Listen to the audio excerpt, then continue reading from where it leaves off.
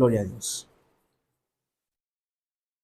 Bien, hermanos, vamos a conducirnos a el tercer capítulo de los atributos naturales de Dios. Los atributos naturales de Dios.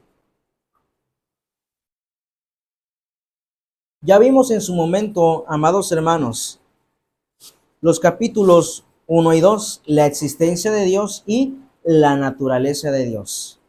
Pero ahora vamos a iniciar con la ayuda de Dios, el capítulo 3, los atributos naturales de Dios. Vemos entonces, hermanos, que hay dos clases de atributos. Cuando hablamos de atributos, amados hermanos, en relación a quienes los poseen, los atributos se dividen en esenciales o inherentes y accidentales o contingentes. Los atributos, hermanos, a quienes poseen se dividen en esenciales o inherentes y accidentales o contingentes. Ahora usted se preguntará, bueno, pero ¿qué significa esto?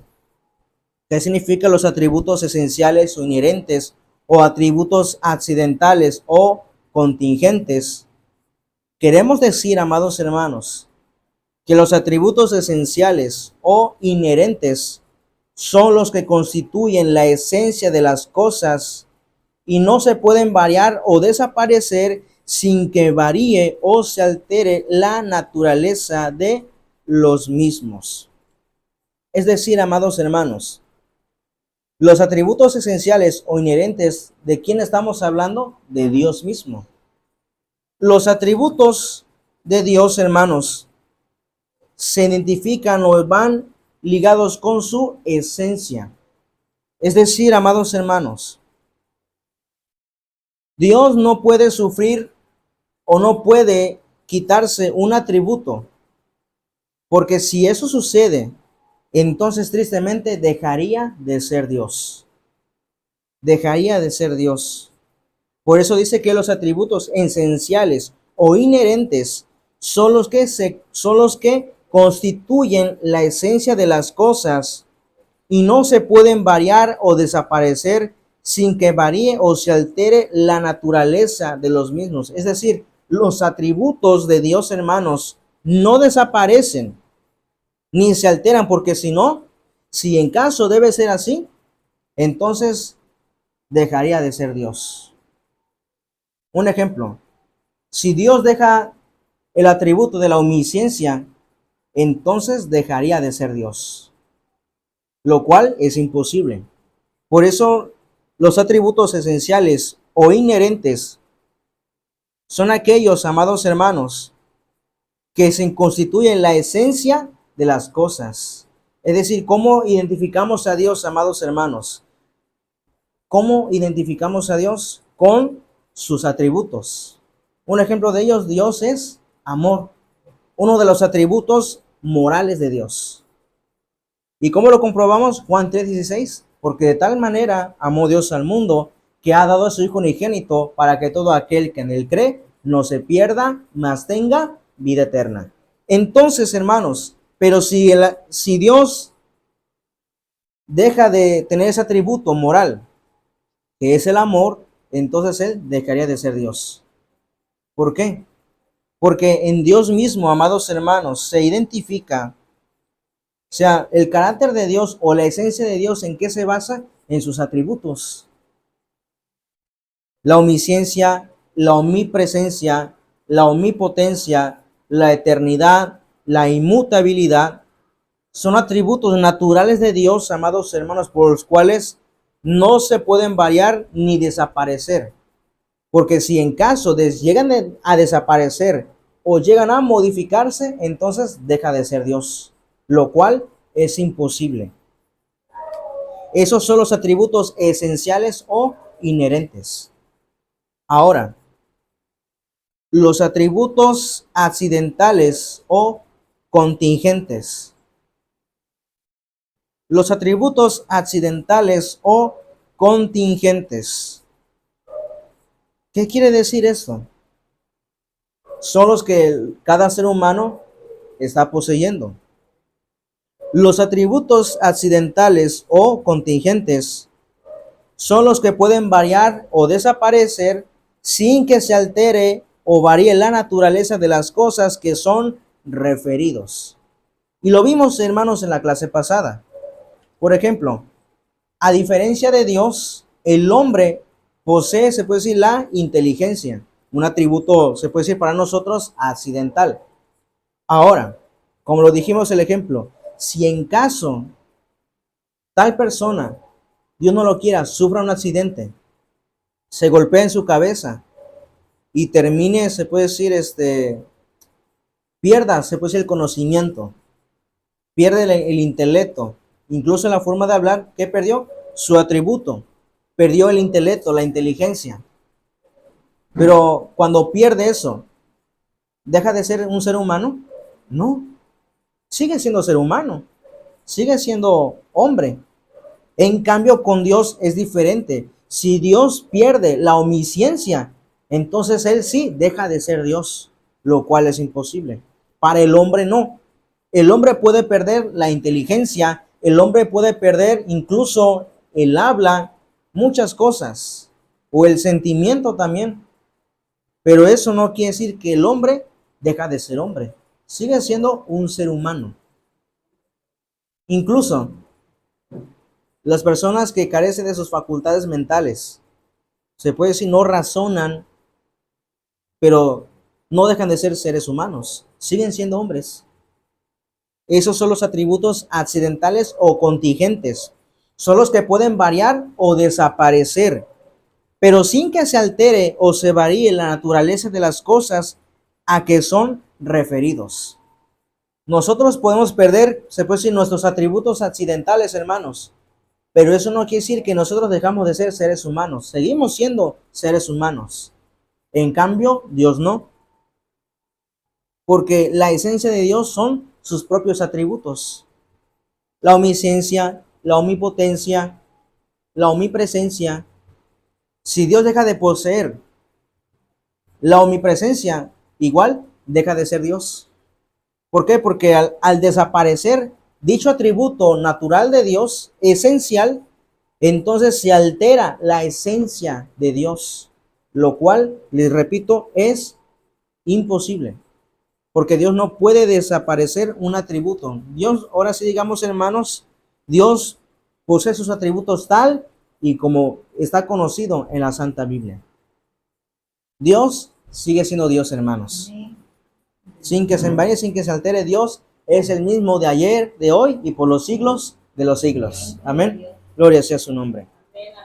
Entonces, hermanos, cuando hablamos de atributos esenciales o inherentes, son las que constituyen la esencia de las cosas y no se pueden variar o desaparecer sin que se altere la naturaleza o la esencia de dicho ser.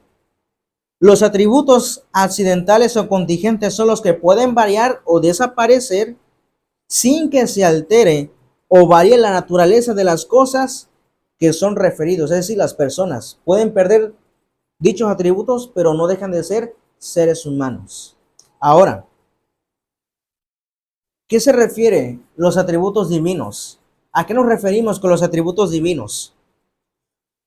Cuando nosotros hablamos de atributos divinos, hermanos, nos referimos a las diferentes cualidades o perfecciones inalterables que constituyen la naturaleza, sustancia o esencia de ¿quién, hermanos? De Dios mismos, de las que son ¿qué? Inseparables.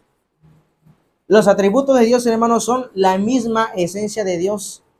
Por lo tanto, hermanos, los atributos de Dios son ¿qué? Inseparables, lejos del Creador. Son inseparables, son inherentes, esenciales. Cuando hablamos de los atributos naturales o divinos de Dios, hermanos, nos referimos a las perfecciones inalterables, porque Dios es perfecto. Dios es perfecto. Acordamos, hermanos, que la definición de Dios es el ser espiritual más perfecto de todos, por el cual, gracias a Él, todas las cosas existen y subsisten. ¿Gracias a quién, hermanos? A Dios mismo. Entonces, cuando hablamos de los atributos, hermanos, de Dios, nos referimos a sus cualidades o perfecciones inalterables que constituyen la naturaleza, sustancia o esencia de Dios mismo, las que son, hermanos, inseparables. Los atributos de Dios, hermanos, le pertenecen de manera inalterable e inalienable.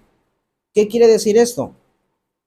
Cuando decimos que le pertenecen de manera inalterable, explicamos porque no pudiendo Dios sufrir mudanza o variación, sus atributos tampoco pueden ser alterados. Es decir, Dios, hermano, no tiene ningún cambio. Porque es imposible que en un momento Dios esté, se puede decirlo así, en su momento, digámoslo así, un ejemplo que usan mucho los seres humanos o los inconversos.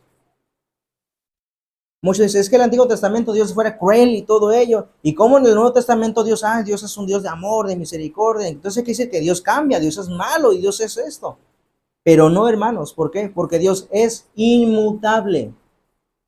¿Qué quiere decir eso? Dios es el mismo, de ayer, de hoy y por los siglos de los siglos. Pero para dar respuesta a esto, ¿por qué muchos piensan y dicen que en el Antiguo Testamento Dios fue un ser malo? Es que en su momento, hermanos, el Antiguo Testamento, ¿qué dispensación tenía el pueblo de Israel? La ley. Y la ley se tenía que cumplir al pie de la letra. Pero vemos entonces que no todo el Antiguo Testamento, hermanos, Dios fue un ser cruel. No. Es que muchos se basan de que en las matanzas, en las batallas y todo ello. Pero hay que ver el contexto. ¿Por qué Dios ordenó dicha batalla? Porque era una nación pagana, una nación que iba a ser, hermanos, muy difícil para Israel. Iba a ser una piedra de tropiezo. Por eso Dios decía a Israel, extermina, elimina. Pero eso no quiere decir que Dios fue un ser cruel. Porque aún en el Antiguo Testamento Dios mostró su misericordia. Dios mostró su misericordia, hermanos. Por ejemplo, uno de ellos, cuando Dios le dijo a Abraham, dame a Isaac, tu hijo, el único. No, Señor, pero ¿cómo crees que voy a dar a Isaac? Dalo, entrégalo. ¿A qué se refiere? Al Padre Celestial dando a quién? A su único hijo, Jesucristo de Nazaret. Pero lo iba a hacer realmente, era una prueba de fe, hermanos. No crean ustedes que Dios quiere sacrificios humanos, no. El único sacrificio perfecto, una vez y para siempre, ¿cuál fue? El de Jesucristo de Nazaret. El Cordero inmolado. El Cordero inmolado. Pero vemos aquí en la Biblia, hermanos, que Dios mostró su misericordia. Dios ama a la humanidad.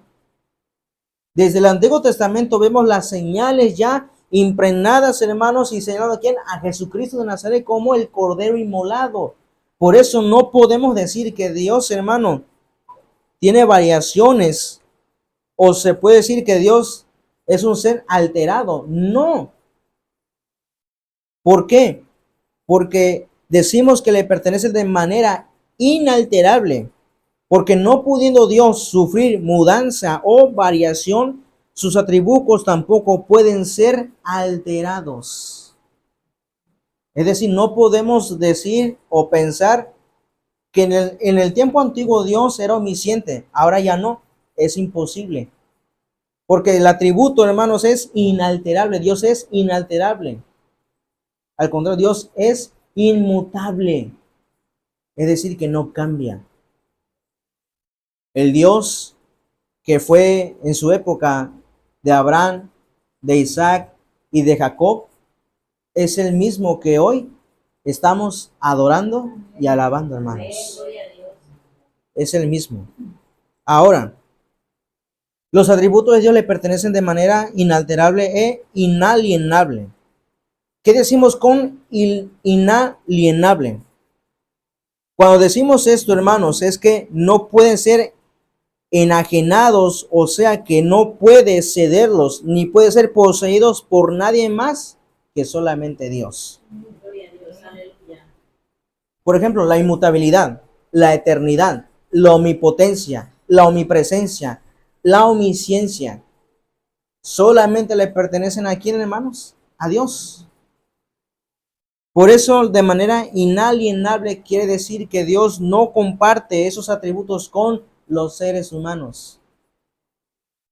Porque nosotros no sabemos qué va a pasar en 5 minutos.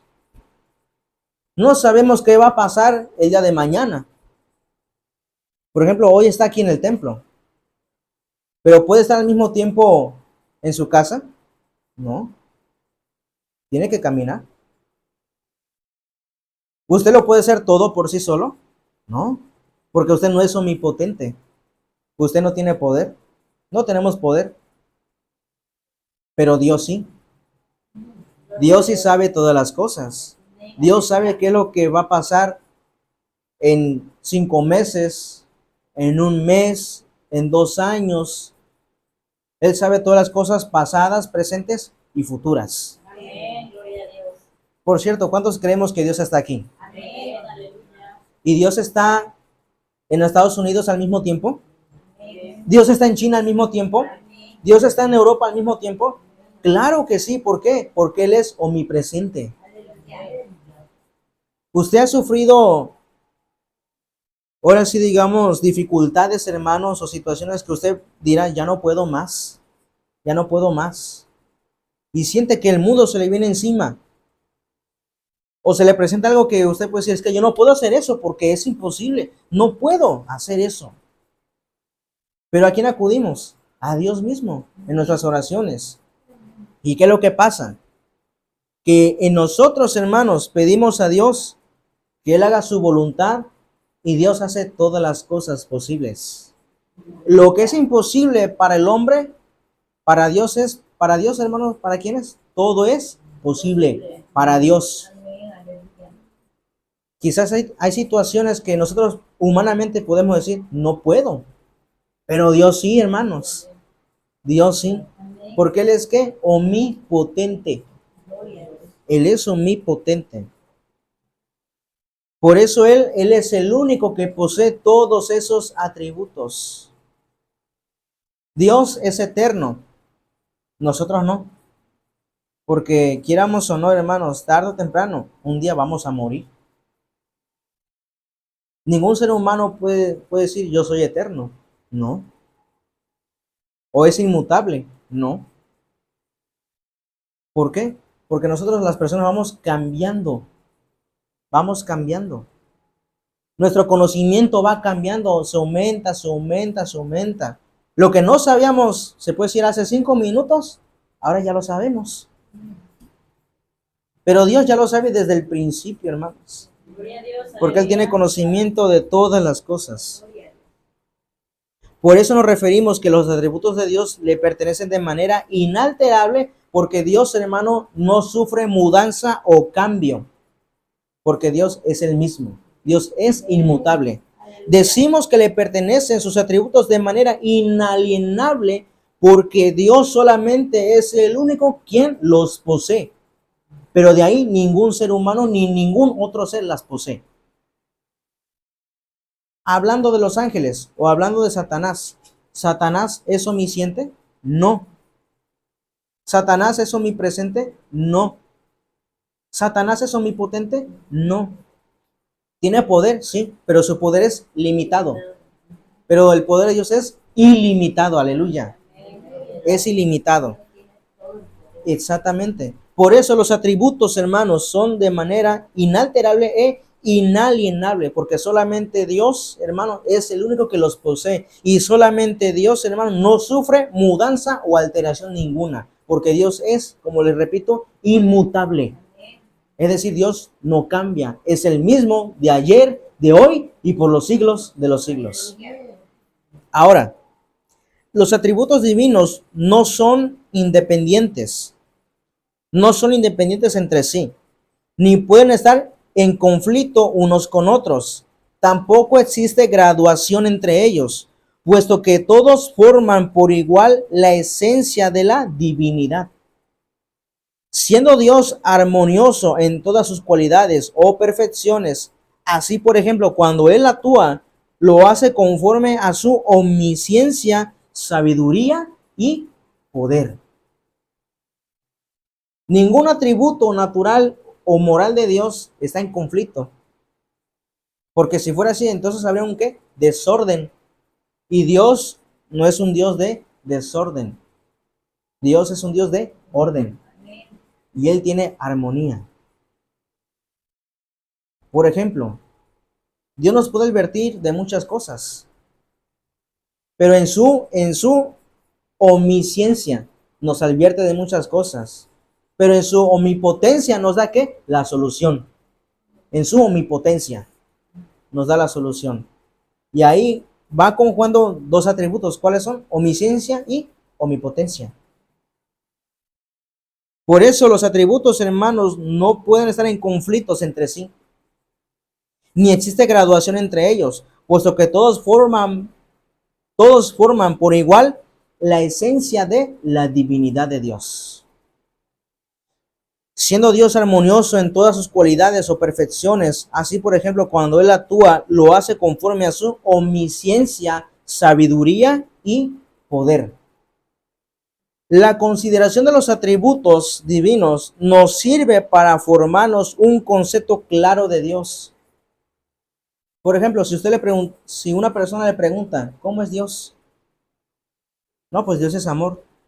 Ay, pero ¿cómo lo demuestra? Juan 3:16. Y el versículo 17, porque no envió Dios a su Hijo al mundo para condenar al mundo, sino para que el mundo sea salvo por él. ¿Atributos del qué, hermano? Del amor. Si usted le pregunta, o mejor dicho, si alguien le pregunta, ¿cómo es Dios? No, Dios es sabio. Dios es omnisciente. Dios es el creador. ¿Y cómo lo podemos comprobar? Por la creación del mundo. Las plantas, ¿qué, hermanos, qué producen? Oxígeno para el ser humano. Dios es sabio.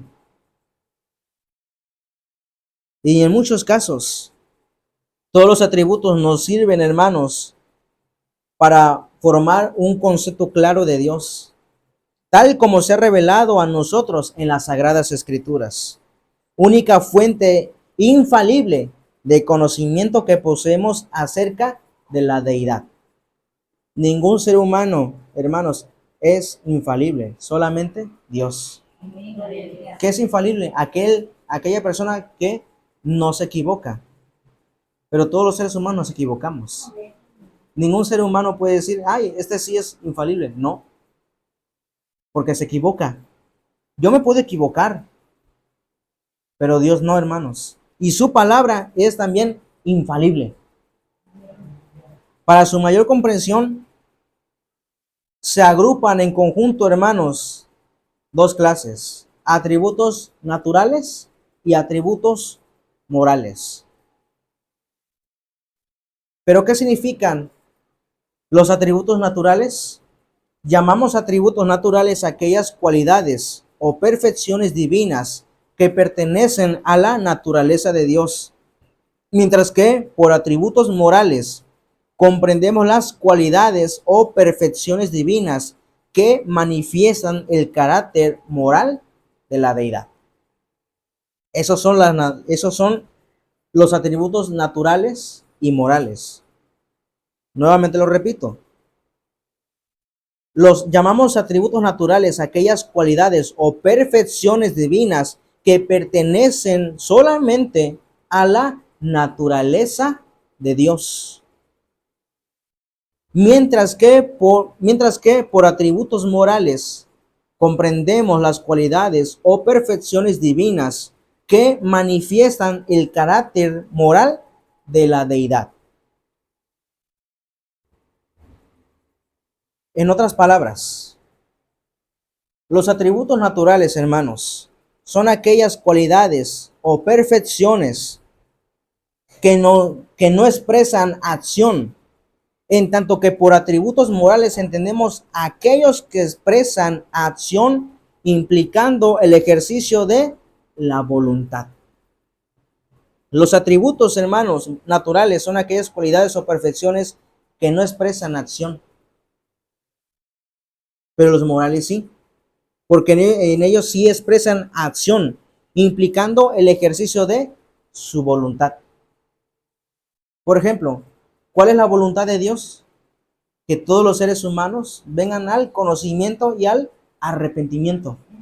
Esa es la voluntad de Dios. Pero en cambio, los atributos naturales de Dios no expresan acción, pero los morales sí.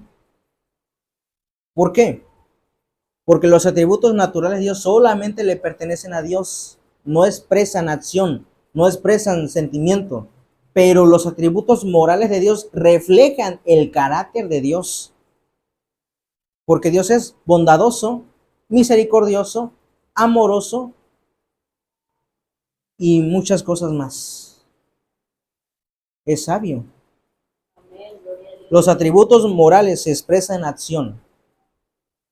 Los atributos naturales de Dios son omnisciencia, omnipotencia, omnipresencia, eternidad, infinidad, inmensidad, inmutabilidad, vida, inteligencia y voluntad. Mientras que los atributos morales de Dios son sabiduría, verdad, fidelidad, santidad, justicia, paciencia, amor, bondad y misericordia. ¿Se da cuenta? Y poco a poco vamos a ver dentro de ese largo capítulo, hermanos, los atributos naturales de Dios. Y vamos a iniciar con la omnisciencia. ¿Qué es la omnisciencia?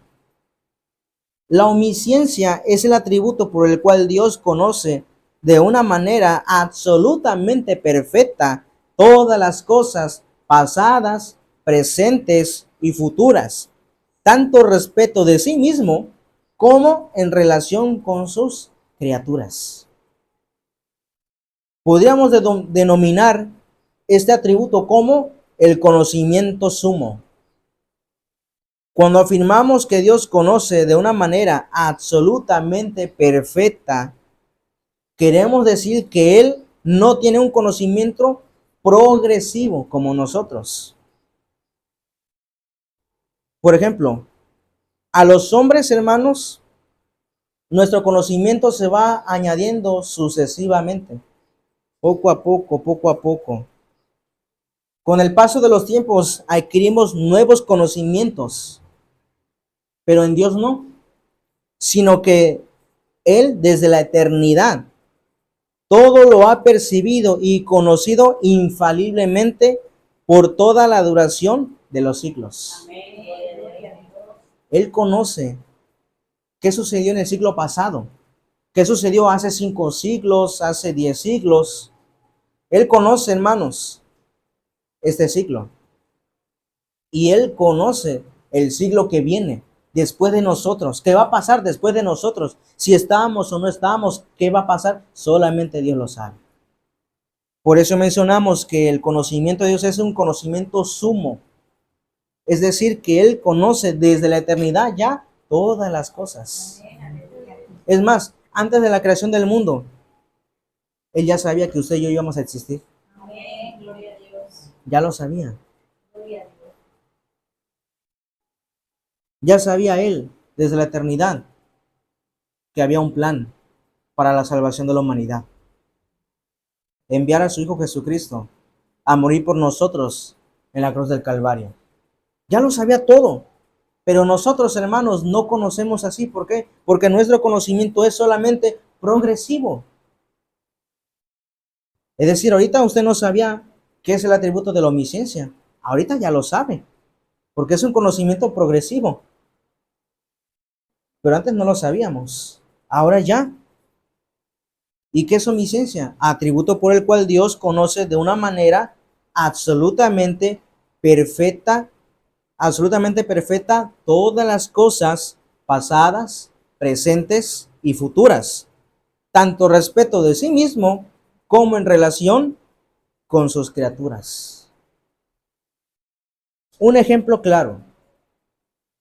Comprendemos que el Cordero de Dios fue destinado, perdón, comprendemos que el Cordero de Dios fue destinado antes de la fundación del mundo para salvar ¿quiénes? A los hombres. ¿Y cómo lo podemos comprobar, hermanos? Primera de Pedro, capítulo 1. Primera de Pedro, capítulo 1, versículos 19 al 20.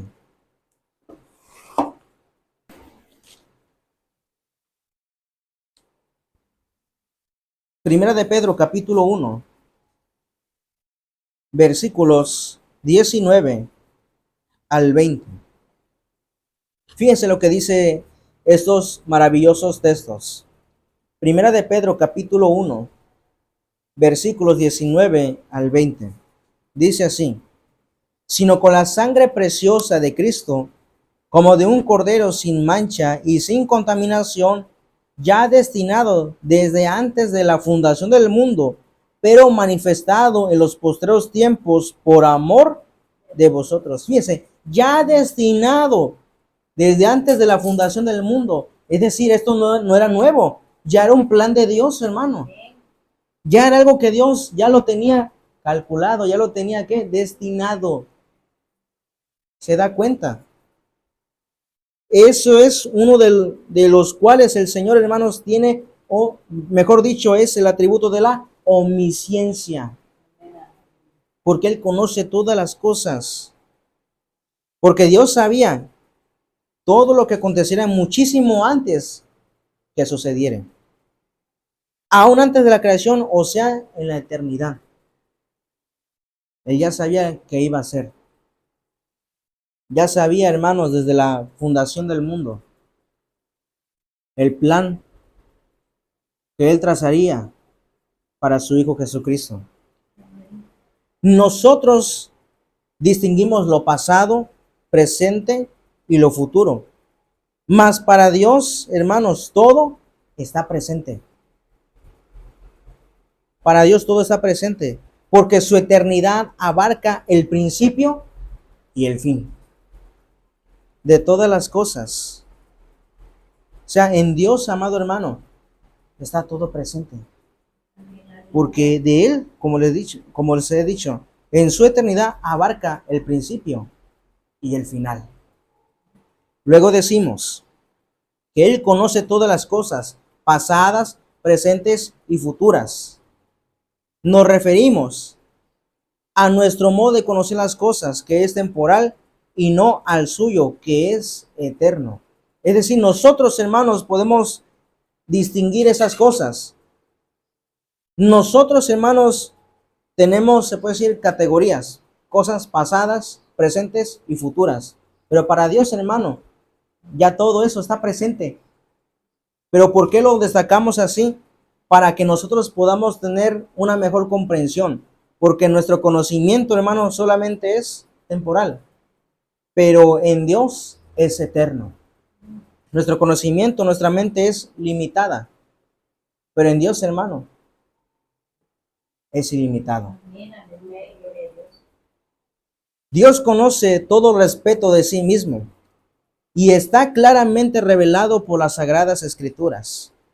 San Pablo utiliza una comparación para hacernoslo entender, aclarando que así como ningún hombre puede conocer lo que hay en otro hombre, sino el espíritu de este mismo, así tampoco nadie conoció, fíjense, nadie conoció las cosas de Dios, sino el Espíritu Santo de Dios. Por ejemplo, yo no puedo saber lo que ustedes piensan, ni ustedes pueden saber lo que yo estoy pensando. Solamente Dios y yo lo conocemos. Igual solamente Dios y ustedes conocen qué es lo que piensan. Pero ningún hombre, hermanos, conoció las cosas de Dios. Ningún hombre. Solamente ¿quién? El Espíritu Santo de Dios. Y esto lo dice en primera los Corintios, capítulo 2, Primera a los Corintios, capítulo 2, versículo 11.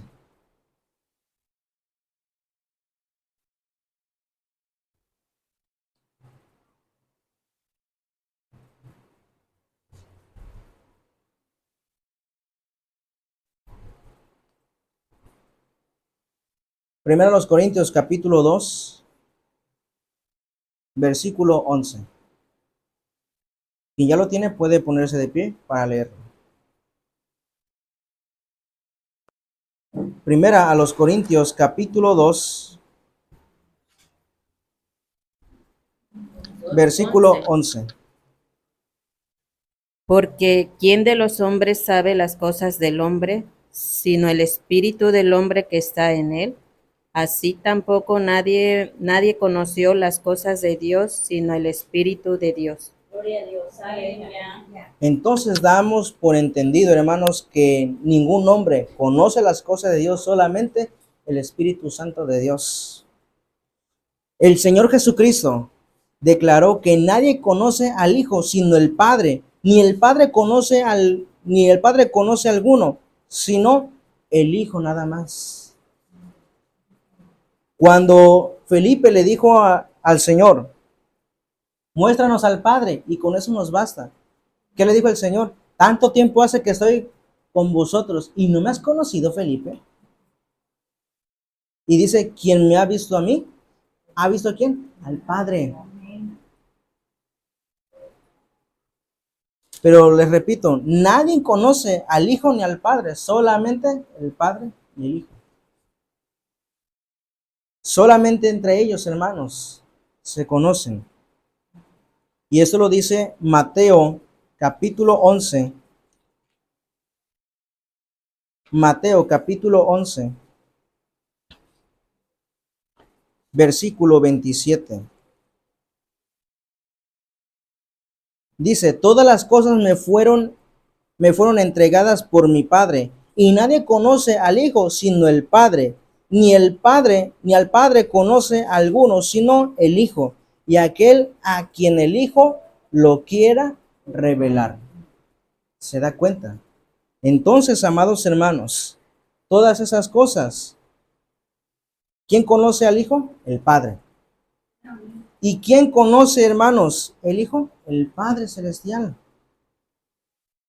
Lo que indica que las tres personas de la divinidad se conocen plenamente entre sí.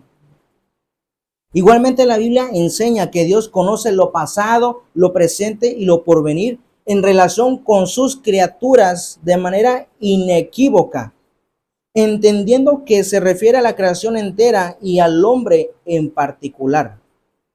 Y un ejemplo claro, por ejemplo, primero de Samuel, capítulo 23. Primero de Samuel, capítulo 23.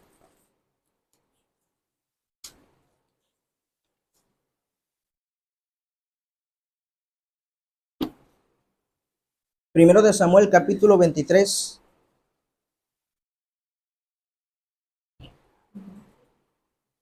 Versículos del 9 al 13.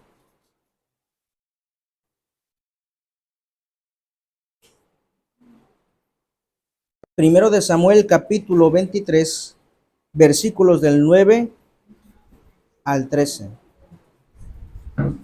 Dice, mas entendiendo David que Saúl ideaba el mal contra él, y dijo a Abiatar, sacerdote, trae el ephod. Y dijo David, Jehová Dios de Israel, tu siervo tiene entendido que Saúl trata de venir contra Keila, a destruir la ciudad por causa mía. ¿Me entregarán los vecinos de Keila en sus manos? ¿Descenderá Saúl como ha oído tu siervo? Jehová Dios de Israel, te ruego que lo declares a tu siervo. Y Jehová dijo, sí, descenderá. Entonces aquí podemos ver, amados hermanos, que vemos aquí la omnisciencia de Dios. Vemos la omnisciencia de Dios. Y dice el versículo 12, dijo luego David, ¿me entregarán los vecinos de Keila a mí y a mis hombres en manos de Saúl? Y Jehová respondió, os entregarán. Esto quiere decir que la omnisciencia de Dios, hermanos, Dios advirtió a David que se alejase de Keila. ¿Por qué? Porque los vecinos, los que pueblan ahí, iban ¿qué? A entregar a David. ¿A quién? A Saúl, al rey Saúl. Por eso dice, os entregarán. En otras palabras, es decir, vete de aquí, porque si no, va a venir el rey Saúl y los vecinos de Keila, a pesar de que has logrado, a pesar de que has batallado y has liberado a Keila, sus vecinos, ¿qué van a hacer? Te van a traicionar y te van a entregar en manos del rey Saúl. Así que es mejor que huyas. Por eso, amados hermanos, el conocimiento de Dios es un conocimiento sumo. ¿Qué quiere decir esto? Que dicho conocimiento es supremo, o sea, que no puede ser superado ni igualado, a tal grado que en verdad para el hombre resulta inalcanzable. Para el hombre resulta inalcanzable.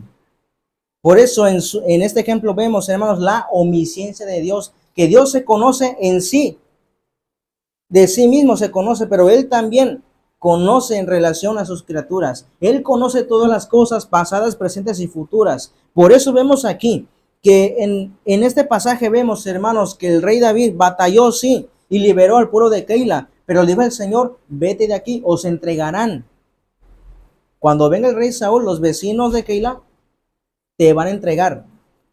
Y por eso, por la omnisciencia de Dios, hermanos, el rey David se levantó con su ejército y huyó al desierto. Huyó al desierto. Esto, amados hermanos, podemos verlo, que cuando nos referimos a la omnisciencia, a la facultad de conocer perfectamente el futuro, podemos denominarla presciencia, presciencia o sea, el conocimiento infalible que Dios posee todas las cosas antes de que éstas acontezcan. Fíjense, amados hermanos, todo esto tiene un conocimiento ilimitado. Dios conoce nuestros pecados, Dios conoce sus pecados. Para el hombre pueden ser ocultos, pero para Dios no. Por eso es mejor que nosotros, hermanos, vengamos ante Él y confesemos nuestros pecados. Igual la necesidad. Dios sabe ya su necesidad. Antes de que usted venga de rodillas del Señor, yo te presento mi necesidad. Ya sabe la necesidad. Ya la sabe Él. Pero, ¿qué es mejor, amados hermanos? Venir ante la presencia de Dios y decirle, Señor, te presento esta mi necesidad. Él quiere oír también. Él quiere oír. Necesidad, aunque ya lo sabe. Así es.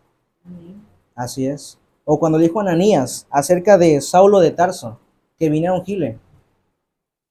¿Qué le dijo? Ve a la calle tal, dirección tal. En la omnisciencia de Dios, hermano. Porque Él conoce todas las cosas pasadas, presentes y futuras. Igual, solamente entre sí mismos ellos se conocen. Padre, Hijo y Espíritu Santo se conocen entre sí. Hasta ellos mismos saben cuándo el Señor Jesucristo vendrá por su iglesia. Dice aquí que los ángeles, ni siquiera ellos poseen eso. Los ángeles no saben cuándo va a venir el Señor Jesucristo por su iglesia. Ellos no saben, pero el Padre, el Hijo y el Espíritu Santo sí lo saben. Y nosotros, hermanos, no nos conviene saber esa fecha, porque si no, miren, sería muy dañino para la iglesia. ¿Por qué? Porque el ser humano, como en su origen es pecaminoso, ay, pues podemos pecar como nosotros queramos, ya falta, ¿qué le puedo decir? El Señor Jesucristo ya viene a las 12 de la noche, pecamos todo lo que queremos, ya a las 11:30 nos arrepentimos, ya nos vamos con el Señor a las 12. No, hermanos. Por eso es mejor estar preparados. Dios lo sabe. Por eso el Señor mantiene todo eso, hermanos, en oculto. También en la fecha en que el Señor Jesucristo nació. Por ejemplo, ¿por qué el Señor o por qué Dios no permitió que fuese revelado el día o la fecha en que nació el Señor Jesús, porque como el hombre es idólatra, puede hacer muchas cosas, deshacer y deshacer. Deshacer y deshacer, hermanos. Pero eso no quiere decir que que es algo pagano y todo ello. Miren, el nacimiento de Cristo, ¿cuál es el propósito de su nacimiento? Nació para morir. Nació para morir. Claro, si ahora sí, pues el hombre puso una fecha, aunque si decimos y aclaramos, no nació el 24 o el 25 de diciembre, no nació, hermanos. Aparte, porque en el Medio Oriente es época de invierno. Es época de invierno. Por eso no, ahora sí digamos, el hombre puso una fecha. Pero aún con todo ello, hermanos, fecha o sin fecha, miren, nosotros celebramos que un día Cristo nació para morir por nosotros. Resucitó y un día volverá por su iglesia. Dios sabe todas las cosas. Él sabe su necesidad. Él sabe mi necesidad, hermanos. Pero Él quiere que nosotros vengamos ante su presencia maravillosa. Vamos a ponernos de pie y darle gracias a Dios.